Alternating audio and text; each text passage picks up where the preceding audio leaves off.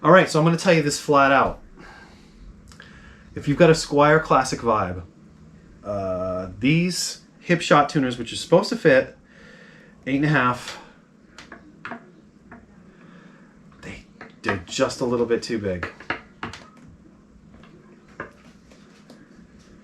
So we're going to ream out these holes.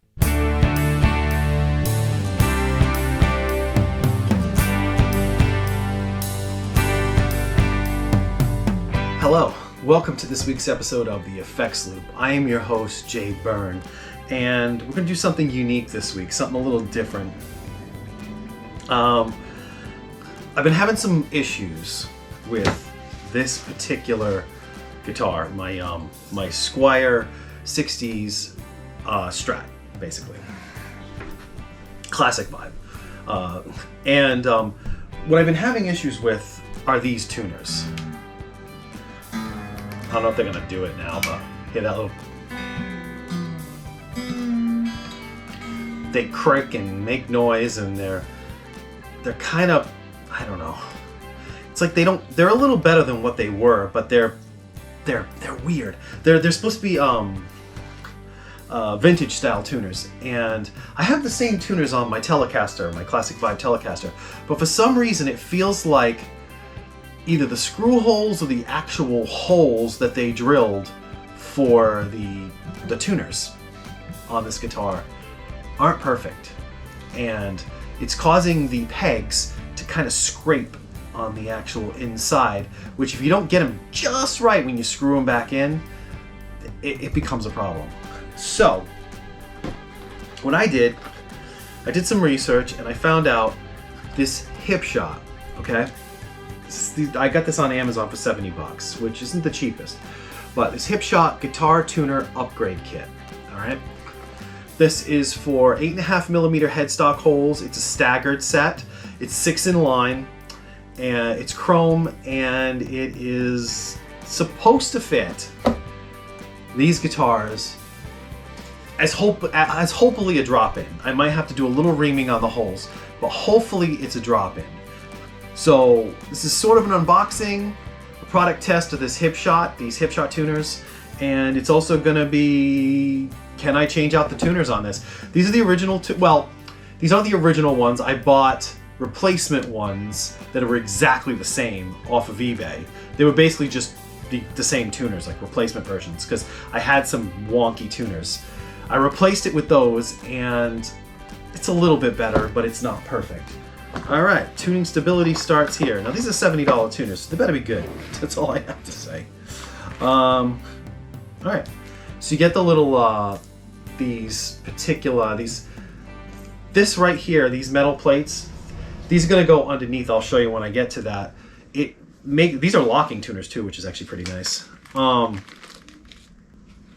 Okay, so these are supposed to go with the vintage. That's what they are. It comes with all the pieces that you need to put them in, screws, whatnot. This plate's right here. These plates are actually supposed to be so you don't have to actually screw the tuners into the headstock. It's kind of like a locking plate type thing. It's supposed to be easy. I've watched a bunch of videos about it. We will find out, won't we?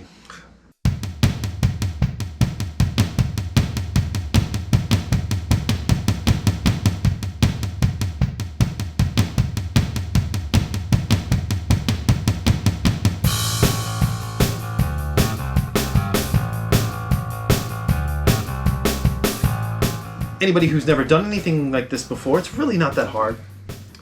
These tuners are held in place with a screwdriver.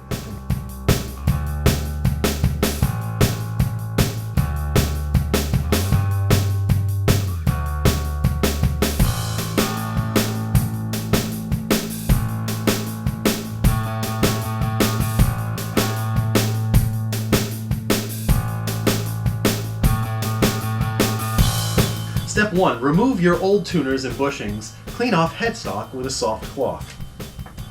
That is what we're doing. And what are you doing in the background? No, don't mess anything up. The camera's in the way. Okay, you can stand right there. I'm just going to see what we're doing. Yes. So I'm taking these all apart. I'm taking these all apart. So now what?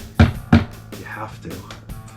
Doesn't look Is there a reason why you have to use a mallet? Oh. to get that piece out. Oh, wait, you can just unscrew it? No, they kind of pushed in there. They're pushed in hard. So it's not easy to get these bushings out. It's not so hard if you can get something that's big enough to fit in the hole. And then just kind of... That's not good. What does this do? I swear to God, I'm What going to does crack this the neck do? of this guitar.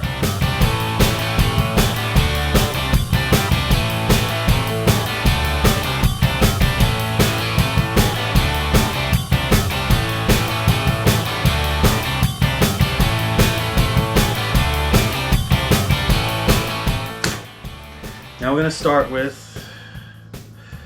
arrange the universal mounting plates. This is supposed to be really easy, so let's hope so. Can you just leave this stuff alone, please? I would like for you to leave the room now.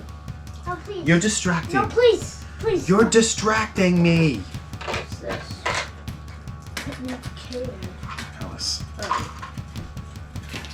don't start playing with stuff, please. Come on. I'm looking at it. Alice, please be careful. Those are freaking $90 freaking files, so don't wreck them. Alright, so there's these plates that go on, basically. These metal plates right here. Alright, these metal plates, so I don't have to actually screw anything back in place. What's supposed to happen is it says align the plates. So you're supposed to align the plates. How do you know which one's the front and which one's the back?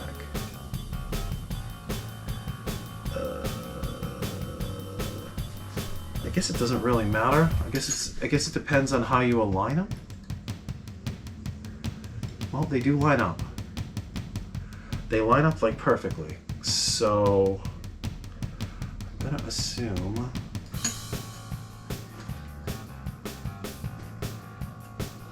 oh no, they line up perfectly. Alright. So that's what you're supposed to do with them then. Get the plates lined up. Oh, I see. One side's a little more rounded than the other. I don't think it really matters which way it goes. Now comes the moment of truth. Because these are supposed to fit in the holes. They fit. No. No, they don't. They do not fit. Which means in order to get these in there, I'm going to have to remount these holes. Which is something I did not want to do.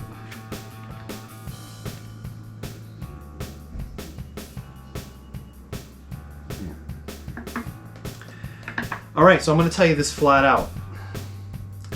If you've got a Squier Classic Vibe, these HIPSHOT tuners, which are supposed to fit 8.5, they're just a little bit too big. So, we're going to remount these holes. I'm going to put the camera on pause for a second, and I'm going to be back. And I'm going to see if I can get a reamer here to just ream these out a little bit, because really all you got to get them in is the top. You got to get the bottom in. Oof.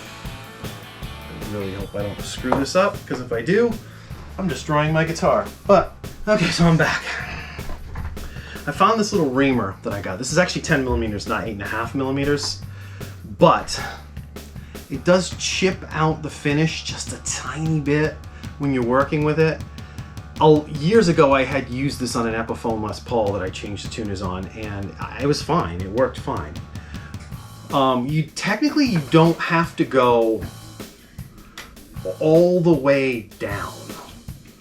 You don't have to go all the way to the front of the tuner, because the only thing that has to fit in there is there's a collar right here, and this collar is a little bit too big. So if I do that, I'm gonna have to go pretty far though to get these two. It's probably gonna go almost all the way through. I don't really want to ream them out to like, I mean, basically this has to work now because I don't have a choice. I put these in, they're in. Oh, there we go. Okay. So you don't have to go all the way down to the bottom. You can get them in there if you just ream out the top just a tad. This is a 10mm reamer, but if I just get through, the thing that kind of sucks is you got to get through the top has like poly finish on it. Got to go as far as I can go.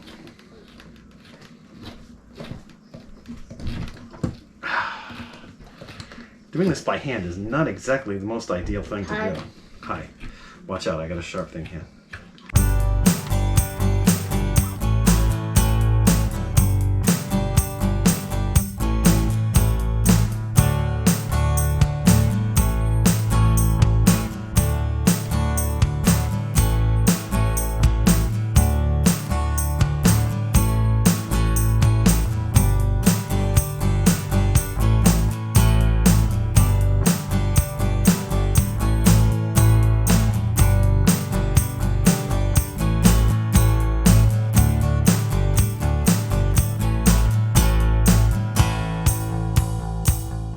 Honestly, these holes don't need an awful lot to fit the tuners, and if I had a reamer, I would just use the, well, I did use a reamer technically, but I mean, whether it was the right size reamer is a whole other story. This one's really tight. So I'm just using the sandpaper to kind of smooth out the hole a little bit. Now, I'm not so worried about a few chips on the finish underneath where the plate's gonna go. You wanna be careful and not make a mess out of the top, but there is gonna be a washer over the top as well. All right, so here we go. I just made a mess, but here we go, we're gonna do this. All right, so we're gonna see if this works. Now you're supposed to put the plate over like this, okay? Plate, and then you push the tuner right into the plate. Okay, so after watching a couple videos about how these HIPSHOT tuners are supposed to be installed, I realized I was completely installing the plate wrong. The plate, this part, this plate that goes underneath. If you'll notice, if you take a good look at it, because I was having a hard time like where like the tuners were moving around and I'm like, aren't they supposed to? I was lining this little part right here where the screw goes up with this, thinking it's supposed to hold it in place. Well, there's technically two of them. There's one here and one here. That's supposed to go on the back part of the tuner and it locks the tuner in place so that it doesn't move. Once you do that, everything perfectly straight and it's no problem. So yeah, easy, and then everything goes in. It was much easier to tighten. The tuners weren't moving and stuff like that, but you know, for comic relief, I might leave some of myself totally screwing this up. But so that I corrected it so that people know how to actually do it, because I want to make sure people are getting the correct information out of the video. You have to make sure there's a little tab right here. You make sure there's a tab on this side, a tab on that side, and the back part of the tuner sits into that tab. Honestly, it's kind of confusing and it's hard to line it up because all it really tells you to do is line up the metal thing. So you got to like know that that's where that goes. You can watch other videos online and you'll find that information. But anyway, yeah, so now they're perfect and they fit perfectly and they're awesome actually. So there you go. Okay, so I figured it out. I looked at the little manual here, and the manual actually says that the shafts have the length of the shaft on them. You can't really see that, but the length is on the actual paper, so it tells you. So you got your two tallest ones here, you like middle ones, there's two middle ones, and there's two lower ones for the far end because they're staggered tuners. So yeah, that's how that works. So I figured that out finally. And I got them all in there straight now. They're looking pretty good. Now I just got to put the bolts in on the front. Honestly, I'm assuming, judging by the way that the metal things just go in the back, it doesn't really matter.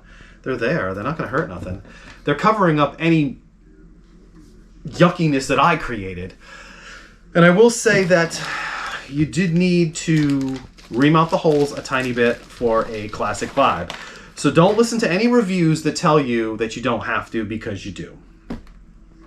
All right? And why do these have screws? Why do they give you screws for these? Oh, because you can put them in without the plate. I'm using the plate because I had some issues with things not being straight. So, using the plate for that reason. Oh, wait. So what you want to do is you want to take, for each one of these, you want to grab, you got a washer. Drop the washer on there. And it comes with a little bolt thingy. Start screwing the bolt in. You can kind of go across the board and just lay them all out that way.